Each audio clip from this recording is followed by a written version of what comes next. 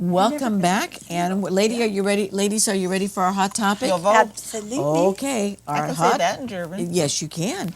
What do you feel about the U.S. opening up a new relationship with Cuba? Cuba.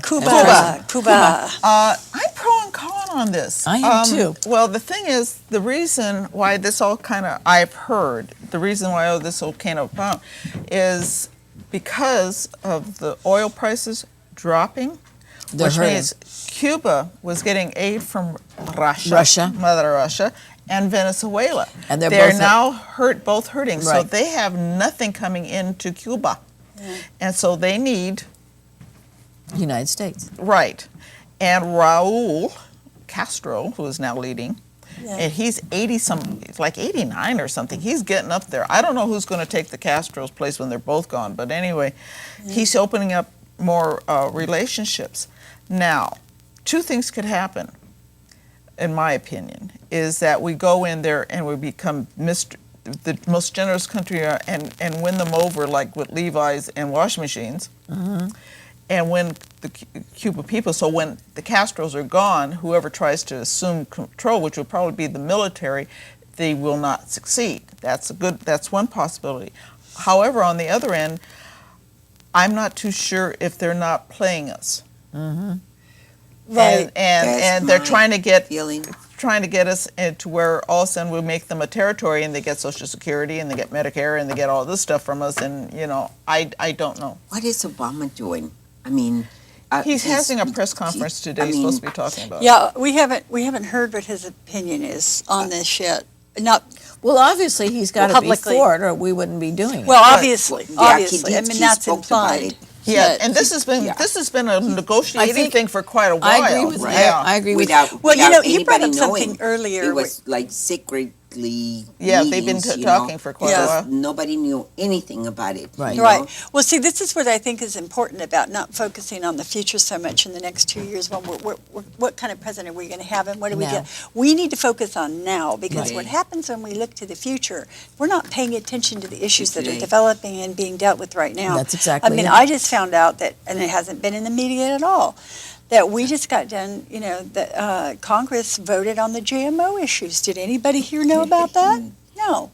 I called both of our representatives for California and made sure that they were aware of the feelings on behalf of, the people in our area, about the GMO issue. But did anybody know about that? Of course not. No. Why? Because we're focused on where the media wants us to focus. Well, don't you think, Kathleen, that's the reason why we have a lot of these smoke screens that keep going Absolutely. up? And our government is talking about things that they should not stick their nose in. Yes. They're getting into personal matters that's going on in the United States. That is not your job. Your job is to enforce what your houses send to you, and you work with them on that. Right. Forget what's going on down at the other level. Let the states take care of that, the counties take care of that, wherever it is. Quit putting up smoke screens and start doing your job. We are so trusting because they know that we are hardworking people and we're too busy, trying to pay our taxes and do all the things that we're supposed to do. And they just make up their own little decisions. That's and right. We're the ones that pay for it. Well, I ran across this in education too. If you flood the faculty with paperwork, they don't have time to get involved in administrative issues, and that's really. I mean, this is a tactic. It is a tactic. Well, do you also feel too? And it's out of control. Yeah, that's right. It's totally out of control. Completely out of control. That in a way, I'm going to play the parts here again. The pro is that because Cuba is only 90 miles off of our shore, we can keep a better eye on them. I mean, remember with the Bay of Pigs and the different things that we had. Grant you, they don't need them to send missiles over or whatever. But if they're under that Russian influence, the Venezuelan influence, and the United States helps their economy back on their feet.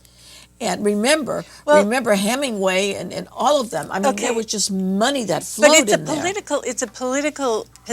This is a political thing that we're doing anyway, because I don't know if you're aware, but China is getting into South America. Oh Sure. yeah, well, China has the Suez I mean, not the Suez, the Panama Panama Canal. Canal. The Panama Canal, I exactly. mean, they control that And for crying out well, loud. then not only that, but they've infiltrated many of the Oh, yeah. countries over in South America. Right. And they've just embedded themselves in the infrastructure and everything. I mean, and they're very quiet about it. Well, I find that I heard on the news. I'm a news junkie, so yes, I but most people aren't, so they aren't really Right, informed. I am. But I'm a They total know news that junkie. we work and Yeah. we work and Yeah. work and work. Right. Yeah. But I've heard in where you would think in Miami, where there's a humongous Cuban population, the old-time Cubans, the ones that actually came here from Cuba to escape, Right. they're not happy. No. It's the young ones who've been born here, they're generational and everything like that. They don't really care.